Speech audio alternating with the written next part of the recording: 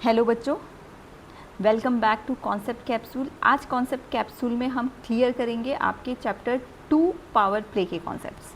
Okay, ये एक one shot video है आपके पूरे चैप्टर के लिए। एनसीईआरटी में दिए हुए सारे टॉपिक्स कवर करेंगे और लास्ट की एक्सरसाइज करेंगे। ठीक है, चैप्टर का नाम है पावर प्ले, और पावर प्ले मतलब किसी any number raised to the power. What is the effect of this number on a number? Okay, सबसे पहले हम स्टार्ट करेंगे लीनियर एंड एक्सपोनेंशियल ग्रोथ क्या होता है। हम पहले भी समझ चुके हैं, लेकिन रिवीजन के लिए फिर से समझते हैं लीनियर और एक्सपोनेंशियल ग्रोथ में डिफरेंस क्या होता है। और हम उसके लिए लेते हैं अर्थ से मून पे पहुंचने का एक एग्जाम्पल। दो तरीके से पहुंचने की कोशिश करते हैं, एक पेपर को फोल्ड करके और एक लैडर बना के। ठीक है, और उसमें डिफरेंस देखते हैं। एक पेपर है आपके पास, लेट्स एज्यूम कि उसकी थिकनेस है 0.001 सेंटीमीटर, और उस पेपर को हम फोल्ड करते हैं। फोल्ड करने में हमारे पास क्या होता है, जब भी हमारे पास एक पेपर है उसको हम बीच में से फोल्ड करेंगे तो जितने नंबर ऑफ लेयर्स इस साइड हैं और आधी हाफ इधर होंगी और हाफ इधर, उसको डबल हो जाती हैं। ठीक है, इस फोल्ड में अगर 2 है तो अगले फोल्ड में 4 हो जाती हैं। ठीक है, तो इसी लॉजिक को यूज़ करते करते हम क्या करेंगे, अगर हमारे पास थिकनेस 0.001 सेंटीमीटर है तो नेक्स्ट फर्स्ट फोल्ड के बाद उस कितनी हो जाएगी, इंटू 2, सेकेंड फोल्ड के बाद एक और 2, थर्ड फोल्ड के बाद एक और 2, राइट। जो भी रिजल्टेंट आएगा उसको एक बार और हमारा ट्वाइस होता जाएगा, राइट।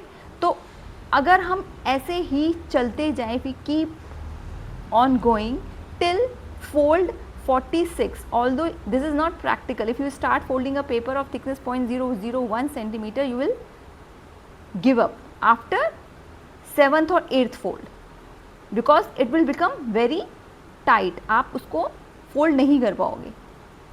ओके, तो इस केस में हम अगर मैथमेटिकली कैलकुलेट करें तो आफ्टर 46th फोल्ड कितनी थिकनेस हो जाएगी उस फोल्डेड पेपर की, तो वो अराउंड हो जाएगी 7,03,687 kilometre, and this distance is about twice of the distance of earth from moon.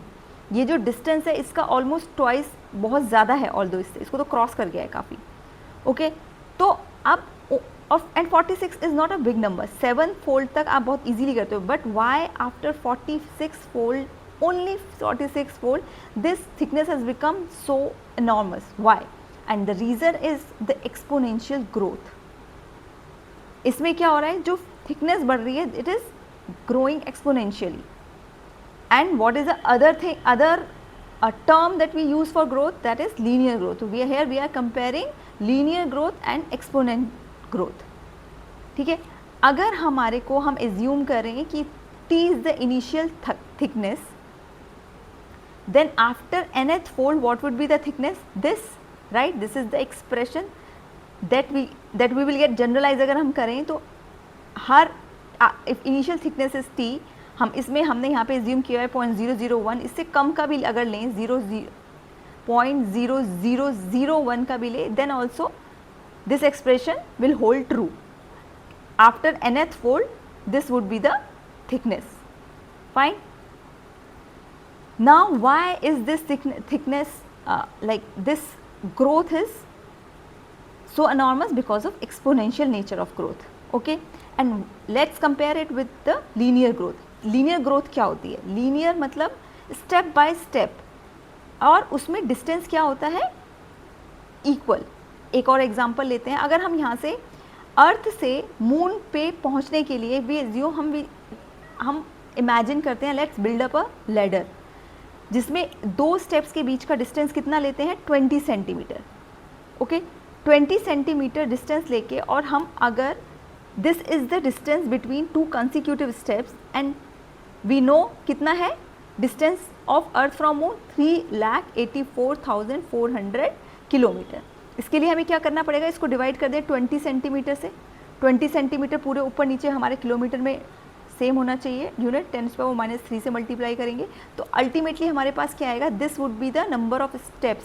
इतने स्टेप्स की हमें एक लैडर बनानी पड़ेगी और जिसमें हम 20 सेंटीमीटर कंसिक्यूटिव स्टेप्स का डिस्टेंस ले रहे हैं।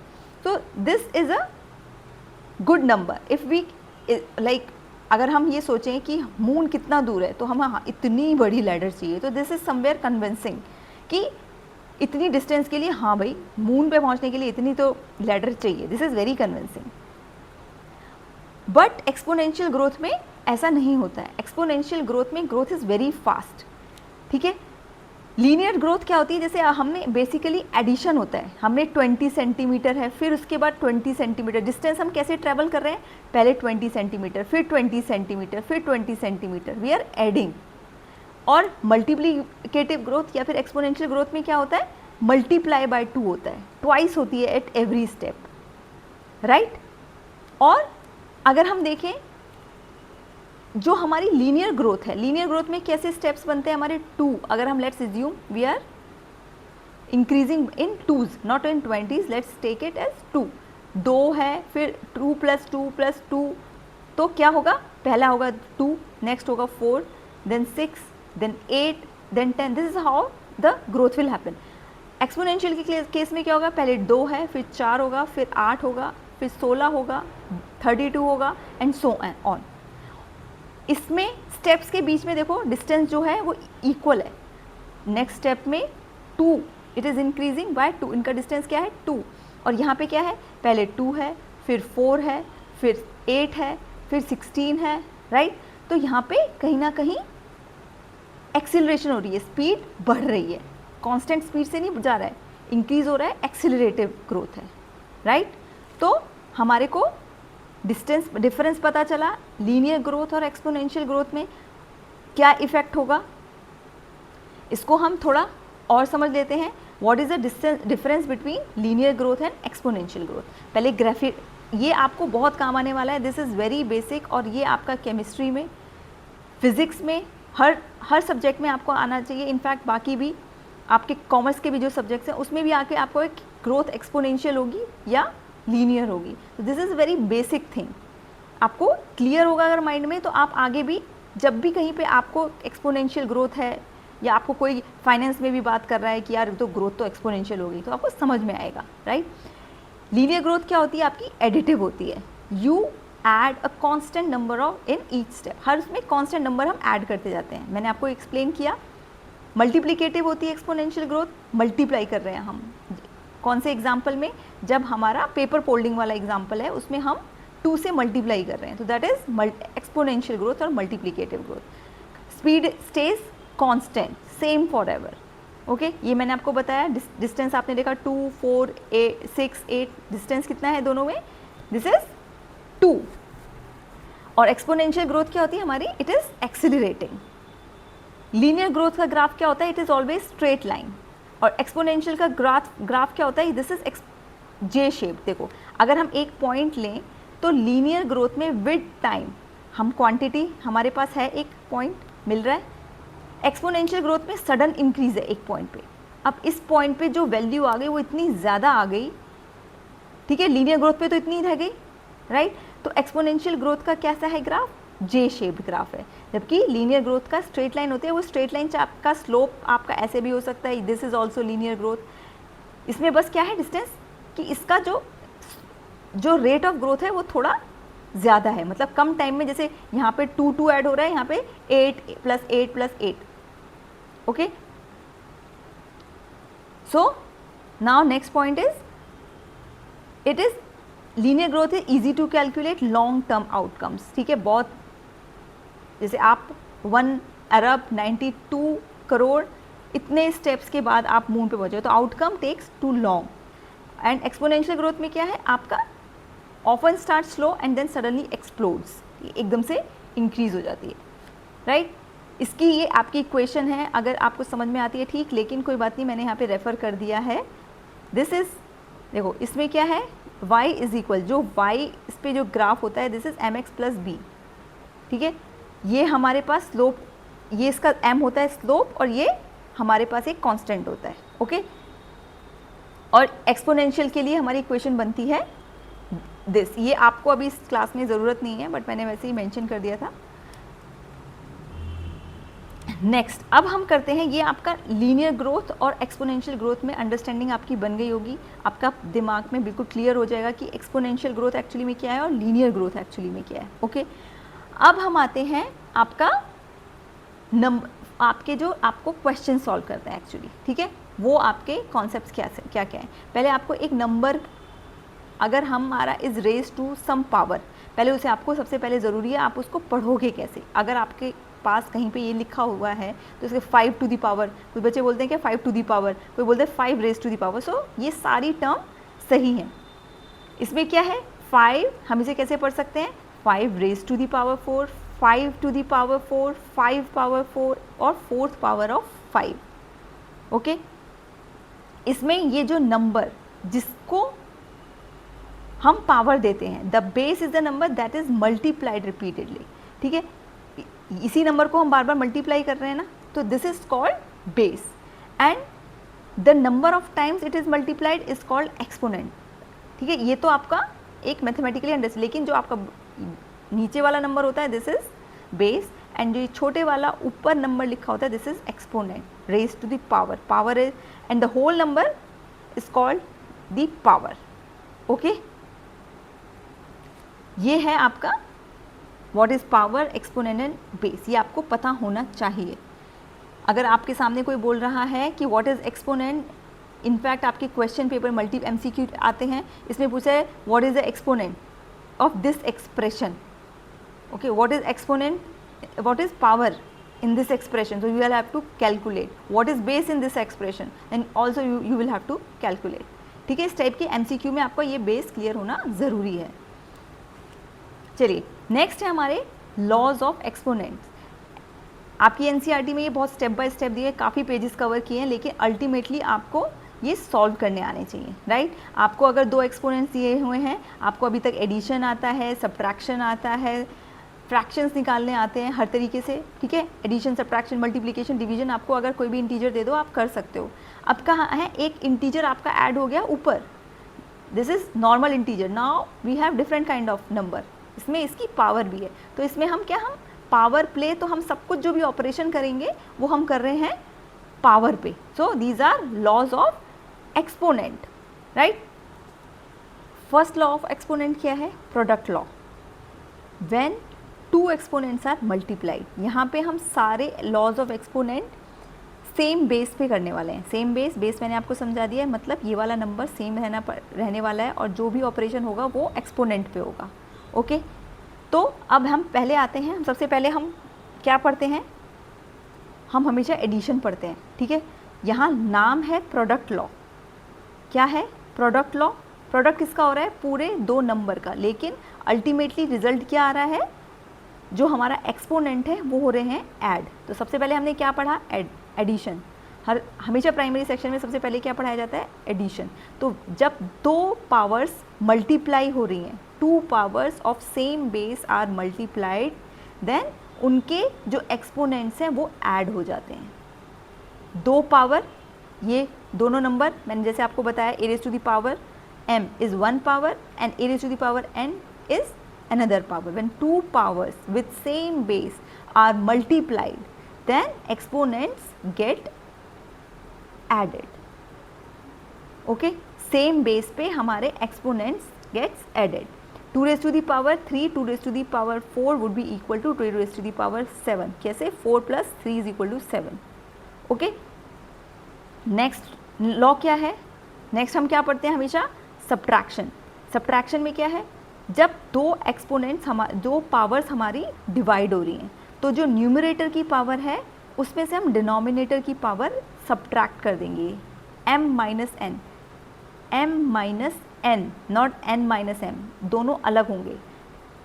न्यूमरेटर की पावर में से हमें डिनोमिनेटर की पावर को सब्ट्रैक्ट करना है। 5 raised to the power 6 upon 5 raised to the power 2, it means 5 raised to the power 6 minus 2 which is 4। हम इसको ये नहीं कर सकते 5 raised to the power 2 minus 6, इससे आएगा आंसर हमारे पास 5 raised to the power minus 4 which is very different from this, ठीक है, बिल्कुल अलग होगा। तो यहाँ पे क्या ध्यान रखना है हमें, चाहे आपका नेगेटिव में आंसर आए, आपको ये नहीं सोचना, नेगेटिव के लिए भी एक रूल है, लेकिन न्यूमरेटर की पावर में से ही डिनोमिनेटर की पावर सब्ट्रैक्ट करनी है। ये नहीं सोचना कि ऊपर अगर 5⁻² होता, नीचे 5⁻6 होता, देन आंसर वुड बी 5⁻⁻4। ये नहीं कि नीचे बड़ी दिख रही है हम उसको सब्ट्रैक्ट कर दें। न्यूमरेटर की पावर में से डिनोमिनेटर की पावर को सब्ट्रैक्ट करना होता है। This is called quotient law. Okay, power of a power, हमारे पास एक पावर है a⁻n m, और उसको भी पावर दे दिया। Power of a power is, इस केस में हमारे पास क्या हो जाता है, मल्टीप्लाई। ओके, दोनों पावर को हम 3 × 4, 2⁻12 वुड बी आंसर। ओके, दोनों पावर मल्टीप्लाई हो जाएंगी। पावर ऑफ अ प्रोडक्ट, दोनों प्रोडक्ट है a × b, उसको पावर है तो दोनों की सेपरेट पावर का मल्टीप्लीकेशन वुड बी सेम, 2 × 3⁻² या फिर 2⁻2 × 3⁻²। सो this is another law. Power of a quotient same हो गया, a/b⁻n, तो हम उसको सेपरेटली हम उसे डिस्ट्रीब्यूट कर सकते हैं। This is power of a quotient. Zero exponent, कोई भी नंबर हो उसको अगर if it is raise to the power 0 then answer is 1। इसका डेरिवेशन मैं आपको चैप्टर की एक्सप्लेनेशन में सिखा चुकी हूँ, तो वो भी आपको आना चाहिए। चैप्टर की एक्सप्लेनेशन देखो, उसमें आपको इसका डेरिवेशन समझ में आएगा कि ऐसा क्यों होता है। ओके, ये हमारा रिवीजन है, तो इसमें हम केवल फॉर्मूलेज रिवाइज कर रहे हैं। फाइन। नेक्स्ट है नेगेटिव एक्सपोनेंट लॉ। a⁻, मैंने आपको बोला अभी न्यूमरेटर की पावर में से डिनोमिनेटर क्यों बोला, क्योंकि अगर हमारे पास नेगेटिव आ रहा है, नेगेटिव है, इसका मतलब होता है 1/a⁻n। Okay, this is negative exponent law. Fine. Fractional exponent law, इसमें क्या है, जब एक्सपोनेंट आपका फ्रैक्शनल हो, a⁻m/n, मैं यहाँ पे आपको ऐसे सिखाना बताती हूँ। तो ये होगा हमारा m ऑर्डर का exponent and it is raise to the power n। ये मैंने उल्टा कर दिया, यहाँ पे आएगा n और ये आएगा m। ओके, जो आपका डिनोमिनेटर में आता है एक्सपोनेंट, उसको हम root, nth root of that number, right. तो ये आपके 8 लॉज ऑफ एक्सपोनेंट्स हैं, ये आपको पता होने चाहिए। आपके ये क्वेश्चंस आते हैं ये लॉज यूज़ होते हैं आपके सिंप्लीफिकेशन वाले क्वेश्चंस में। तो ये 8 के 8 लॉज के आपको प्रैक्टिस करनी है। आपके पास कोई प्रैक्टिस बुक हो तो पहले छोटे छोटे क्वेश्चंस प्रैक्टिस करो, ठीक है, फिर उसके बाद लेंदी सिंप्लीफिकेशंस करो, ठीक है, ताकि ये आपको लॉज ऑफ एक्सपोनेंट्स क्लियर हो जाए। हर बुक में पहले इजी लेवल होता है, तो पहले वो क्वेश्चन सॉल्व करो, ठीक है। अगर आपको मेरे से क्वेश्चन चाहिए तो मैं हर लेवल के क्वेश्चंस आपके साथ शेयर करूँगी। एंड में मैं पूरे चैप्टर का एक टेस्ट आपके साथ शेयर करूँगी। आप कमेंट बॉक्स में कमेंट डालना, मैं आपके ईमेल आईडी पे या आपके व्हाट्सएप नंबर पे जो उस पे भी है, मैं आपको वर्कशीट्स शेयर कर दूँगी, राइट। नाउ आपके एनसीईआरटी में एक और कॉन्सेप्ट दिया, हाउ मैनी कॉम्बिनेशंस, ठीक है, कितने कॉम्बिनेशंस पॉसिबल हैं, इस टाइप के एग्जाम्पल दिए हुए हैं, इस टाइप के क्वेश्चंस भी हैं, ठीक है। ये आपका परम्यूटेशन एंड कॉम्बिनेशन आ गया, हायर क्लासेस में चैप्टर होता है, उस टाइप के क्वेश्चंस है, बट कहीं ना कहीं बेस क्लियर करने के लिए this is a good chapter to start. Okay, तो NCERT has taken a good decision. Exponents में आपका ये हाउ मैनी कॉम्बिनेशंस वाले क्वेश्चंस हैं, ठीक है। इसमें क्या होता है, टोटल कॉम्बिनेशन क्या होता है, ये एक जनरल रूप कह सकते हैं, first choice, second choice, third choice, but it all depends on किस टाइप का क्वेश्चन आपके पास है। 2 टाइप के क्वेश्चन बनते हैं। देखो ये कॉम्बिनेशन किस कब यूज़ आते हैं, जैसे हमारे पास पासवर्ड, अगर हम किसी का, अगर आपके पास ब्रीफ केस है, 3 डिजिट की ब्रीफ केस है, आप भूल गए पासवर्ड, देन आपके लिए सिरदर्द हो जाएगा कि आपको सारे पॉसिबल कॉम्बिनेशंस ट्राई करने हैं, कितने पॉसिबल कॉम्बिनेशन बनेंगे, ठीक है। पिन कोड्स हैं, पिन कोड्स आपको ये पता है कि कितनी स्टेट्स हैं, आपको उसके अकॉर्डिंग पिन कोड चाहिए, स्टेट में कितने डिस्ट्रिक्ट है, किस हिसाब से आपको पिन कोड चाहिए, तो उसी हिसाब से डिसाइड होते हैं नंबर, कितने नंबर का हम डिफरेंट कॉम्बिनेशन बना सकते हैं, ठीक है। लॉटरी सिस्टम, ये सब में हमारे पास कॉम्बिनेशन बना के, ऐसे रैंडमली नहीं होते कि कितनी डिजिट का लॉटरी बना है कि कितने आदमी उस लॉटरी को खरीदने वाले हैं और सबके पास एक अलग नंबर जाए, तो how many possible combinations are possible. ठीक है, तो ये प्रैक्टिकल एग्जाम्पल है हमारे पास कहाँ पे हमारा कॉम्बिनेशन यूज़ होता है। ओके, स्टार्ट करते हैं हम इस एक एग्जाम्पल से। आपके पास कैप हैं, 3 कैप हैं और 4 ड्रेसेस हैं। ठीक है, 4 ड्रेसेस हैं, 1 2 3 4। कितनी तरीके से आप अपने आप को ड्रेसअप कर सकते हो? 3 कैप्स हैं, कैप नंबर 1, कैप नंबर 2 और कैप नंबर 3। ठीक है, इसको हम डिनोट करते हैं कैप नंबर C1। C1 किसके साथ, कितनों के साथ पेयर हो जाएगा? D1, D2, D3, D4, जहाँ पे कि ये सारी है हमारे आपके पास ड्रेस। तो ये कितने पॉसिबल कॉम्बिनेशन बन गए? 4। ओके, सेम 4 आपके पॉसिबल हैं C2 के साथ। C2 को हम पेयर कर सकते हैं चारों में से किसी के साथ भी। यहाँ पे 4, यहाँ पे 4 और यहाँ पे 4, C2 और C3 के साथ भी सेम होगा। ठीक है, तो how many possible combinations are possible? अगर हम ऐसे काउंट करें 1 2 3 4, 4 + 4 8, 8 + 4 12। ठीक है, या फिर हम लिख सकते हैं 4 × 3। कितना आंसर है आपका? 12। कितनी चॉइसेस हैं? फर्स्ट चॉइस आपकी 4 है, यहाँ पे 3 है। ठीक है, यहाँ पे एक कैप के साथ हम एक ड्रेस यूज़ कर सकते हैं। ठीक है, तो एक टाइप के क्वेश्चन, तो देखो ये आपका NCERT का ही एग्जाम्पल है। मैंने एग्जाम्पल लिया है क्योंकि बच्चे थोड़ा कंफ्यूज हो जाते हैं। कॉम्बिनेशन की टाइप में हम मल्टीप्लिकेशन करके निकालें या फिर एक्सपोनेंट्स का क्या यूज़ है। यहाँ पे तो एक्सपोनेंट का मल्टीप्लाई हो रहा है। ठीक है, 4 × 3, नॉट 4⁻3। यहाँ पे किससे मल्टीप्लाई हुआ? 4 × 3 हुआ। यहाँ पे exponent, but there is a difference. अभी हम नेक्स्ट क्वेश्चन पढ़ते हैं। नेक्स्ट है ये लॉक वाली एक पज़ल है। ठीक है, इसमें सिमिलर है। मैं आपको एक्सप्लेन करती हूँ 3 डिजिट के लिए। ठीक है, ये 3 डिजिट का लॉक है कि प्लेस 1 2 एंड 3। अब इस केस में कितने पॉसिबल कॉम्बिनेशन है? आपके पास नंबर ऑफ डिजिट्स कितनी है? 10, 0 से लेकर 9 तक 10 डिजिट्स हैं। इस पे भी वो 10 डिजिट्स आ सकती हैं, यहाँ पे भी आ सकती हैं और यहाँ पे भी आ सकती हैं। ठीक है, तो अगर आप सोचेंगे तो 10 × 3, is this the right answer? 30 possible combination बनेंगे? नहीं। क्यों? क्योंकि यहाँ पे आपका रिपीटिशन भी पॉसिबल है। यहाँ पे फर्स्ट प्लेस पे कितने कॉम्बिनेशन पॉसिबल हैं? 0 से लेकर 9 तक कोई भी नंबर आ सकता है। ठीक है, 10 पॉसिबल यहाँ पे हैं, 10 पॉसिबल यहाँ पे हैं और 10 ही पॉसिबल यहाँ पे हैं। ओके, तो कितना आ गया? 10 × 10 × 10, 10⁻³ इस वाले केस में आपके पास एक स्टेप पे 10 पॉसिबल आपको नंबर्स पॉसिबल हैं। सेकंड पे भी वही 10 पॉसिबल, थर्ड पे भी। तो आपका आंसर क्या है? 10 × 10 × 3। यहाँ पे कंफ्यूज नहीं होना है, इस टाइप के क्वेश्चंस को ध्यान से पढ़ना है। What is the difference? वहाँ पे हर कैप, ऊपर वाले क्वेश्चन में एक कैप के साथ एक ही ड्रेस पहनी जाती।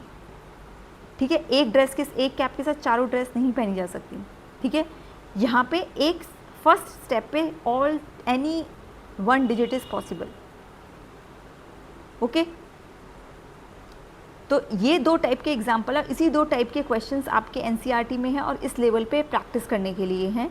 दोनों टाइप के क्वेश्चंस की खूब प्रैक्टिस कीजिए। आपके पास जो भी कोई एक्स्ट्रा बुक हो, आपको क्वेश्चन चाहिए, आप मुझे कमेंट बॉक्स में दो कि मुझे कॉम्बिनेशन वाले मैम 10 क्वेश्चंस दे दीजिए प्रैक्टिस के लिए। मैं आपको क्वेश्चंस दूंगी प्रैक्टिस के लिए, प्रैक्टिस करके आप मुझे रिप्लाई बैक कर सकते हो।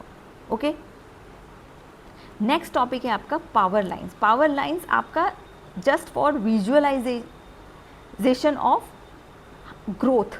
आपकी ये पावर नंबर लाइन की तरह ही हमारे पास पावर लाइन, नंबर लाइन पे हमारे पास क्या होता है? सेम चीज़। नंबर लाइन पे हम क्या इंटीजर को रिप्रेजेंट करते हैं। ठीक है, 0 1 2। यहाँ पे हमारे पास बात पावर की हो रही है, तो हमारे पास पावर इंक्रीज हो रही है और इसे हम वर्टिकल लाइन से रिप्रेजेंट कर रहे हैं। ठीक है, यहाँ पे हम पावर्स की बात कर रहे हैं, तो पावर लाइन पे हमारे पास 0 यहाँ से स्टार्ट है, ये मिडिल है, 4⁻0 1, तो this is the growth. Power line की यूज़ क्या है? पावर लाइन का यूज़ हमें, आपको अगर कोई पावर लाइन दी हुई है तो it would be very easy for you to get the answer कि अगर 4 ऊपर जाते हैं तो क्या होता है, if you are moving upward तो मल्टीप्लाई हो रहा है, नीचे आ रहे हैं तो क्या हो रहा है, डिवाइड। 4⁻6 डिवाइडेड बाय 4⁻5, तो हमें क्या करना है, हमें 5 स्टेप्स नीचे जाना है, 1 2 3 4 5, आंसर क्या होगा 4⁻1। सो ये है पावर लाइन का यूज़ कैलकुलेट करने के लिए विजुअल। अगर हमें मल्टीप्लाई कर रहे हैं 4⁻2 को मल्टीप्लाई करना है 4⁻3 से, मतलब 3 स्टेप्स ऊपर जाना है, 1 2 3, क्या आंसर आएगा 4⁻5।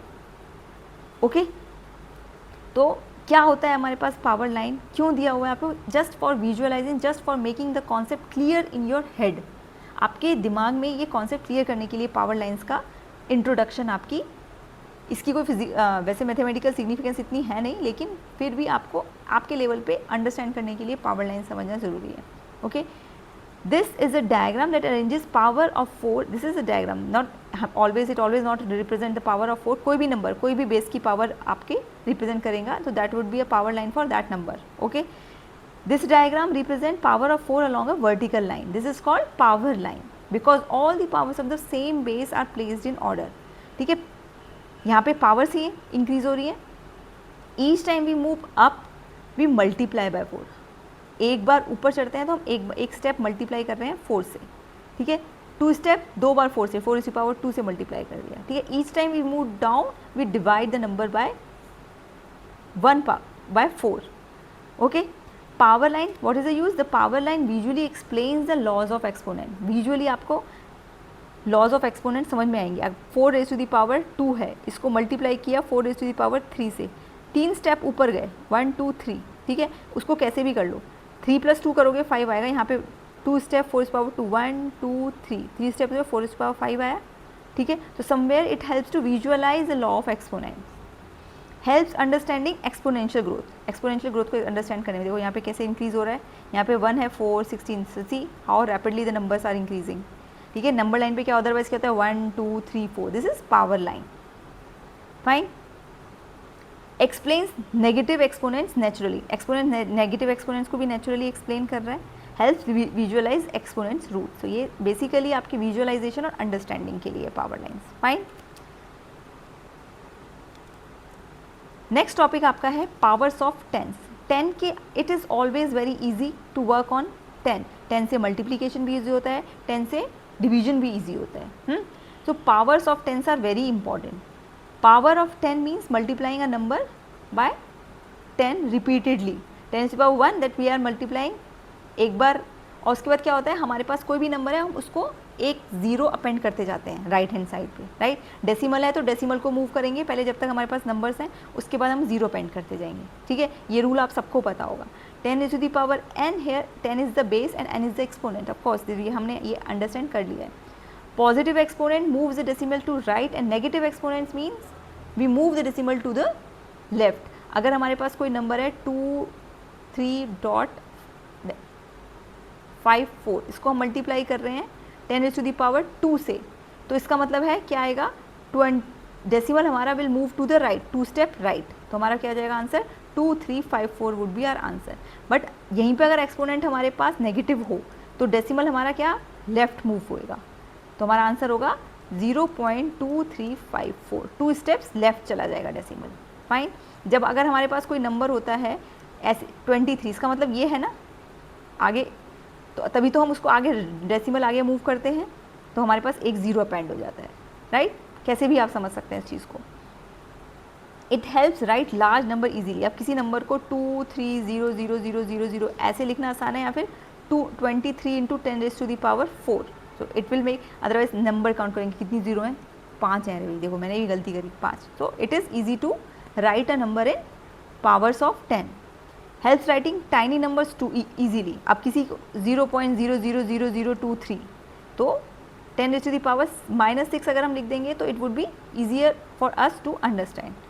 Use in science and technology, एक साइंटिफिक आपकी फॉर्म होती है, उसमें रिप्रेजेंट करने के लिए हमारे पास ये नंबर 10⁻, पावर्स ऑफ 10 यूज होते हैं। Okay, they are foundation of place value and scientific notation.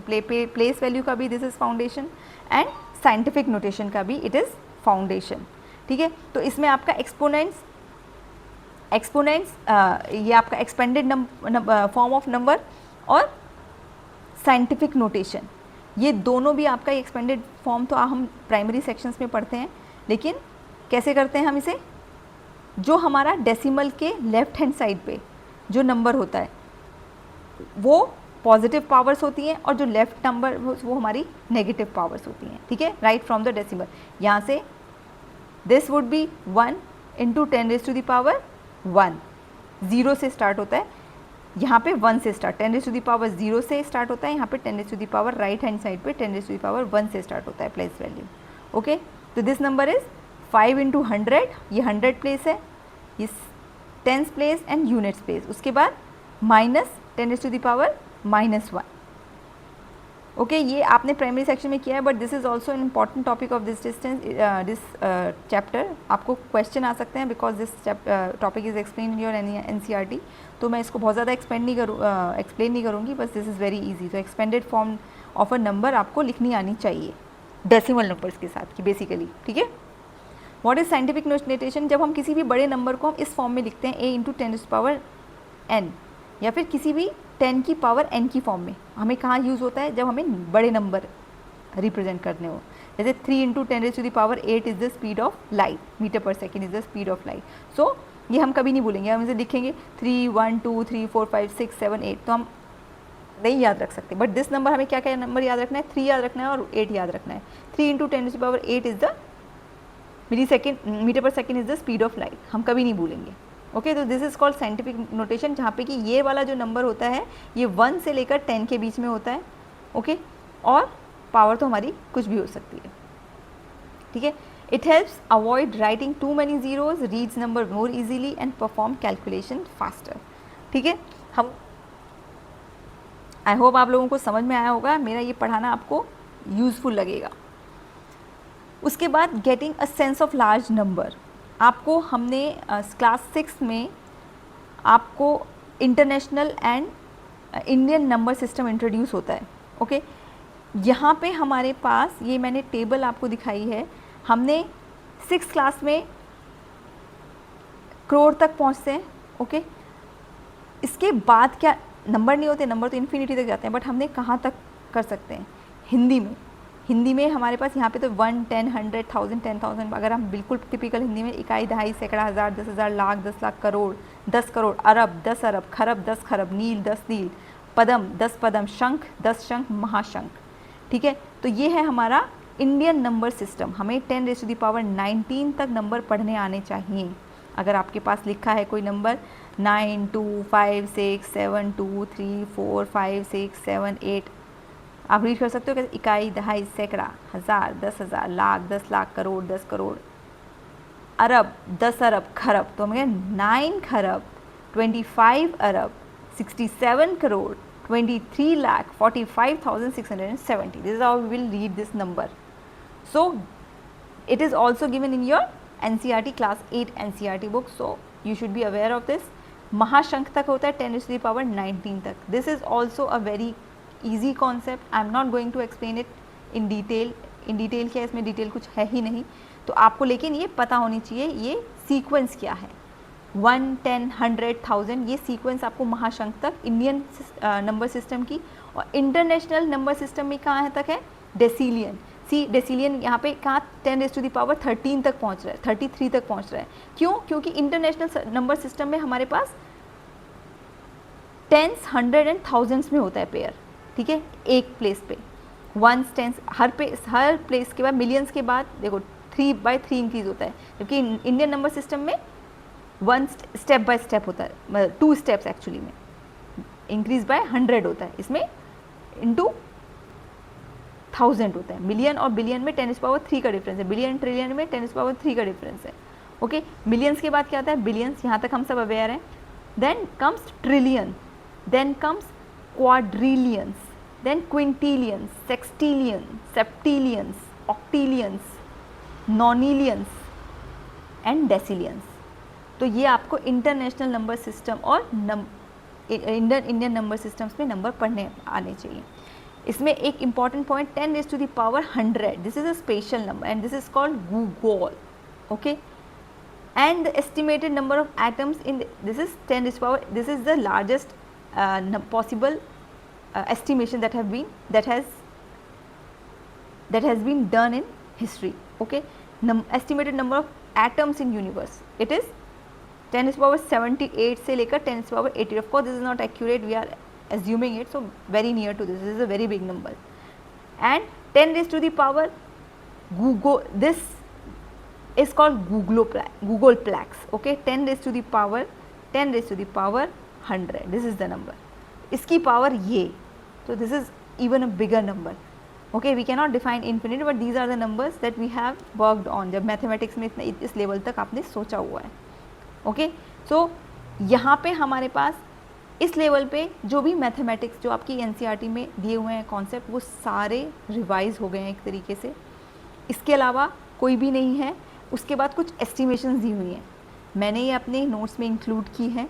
ठीक है, सेंस ऑफ ये आपके इतने सारे फैक्ट्स दिए हुए हैं, you can just go through these facts if you want. Even on screen you can go through these facts. Maybe I don't know कहाँ पे यूज़ हो सकते हों. कुछ क्वेश्चंस आपके एनसीईआरटी में दिए हैं कि वहाँ पे एंड्स का है, अगर एस्टिमेशन में एंड्स का यूज़ करना है तो हम यहाँ से एस्टिमेट की वैल्यू उठा सकते हैं. ठीक है, ये मैं आपको स्क्रीन पे दिखा रही हूँ, ये आप देख लीजिए. यूज़ कितना होगा ये आप question just these are just estimates and facts. History types के फैक्ट्स हैं. क्वेश्चन सॉल्व करने में एस्टिमेशन हम आपको हमेशा ब्रैकेट में दिया हुआ होगा ये क्वेश्चंस, तो इसको इतना घबराने की ज़रूरत नहीं है. क्वेश्चन में अगर आपको ये कहीं से यूज़ करना होगा तो एस्टिमेटेड नंबर आपके पास ब्रैकेट में दिया हुआ होगा हमेशा. ठीक है, एक और there is always a different way to say a number. तो इस टाइप के क्वेश्चंस और हैं, ये मिस हो जाता है आपका कि अगर आपकी डेट ऑफ बर्थ, अगर आप if you are this many days year old, there is always a different way to say. क्योंकि हमारे पास अगर हम छोटा बच्चा हो तो हम उसको कैसे काउंट करते हैं, 6 महीने का है, 2 महीने का है, 8 महीने का है. ठीक है, बच्चा कितने दिन का है, जब वो पैदा होता है कुछ दिनों का होता है, 2 दिन का है, 3 दिन का है. तो देयर इज़ ऑलवेज अ वे, आपकी यूनिट डिफाइन करती है. अगर हम 25 ईयर्स के भी हो गए हैं देन वी कैन से कि हम 25 ईयर्स के हो गए हैं, या फिर 25 इंटू 12 मंथ्स के हो गए हैं. Conversion is always possible.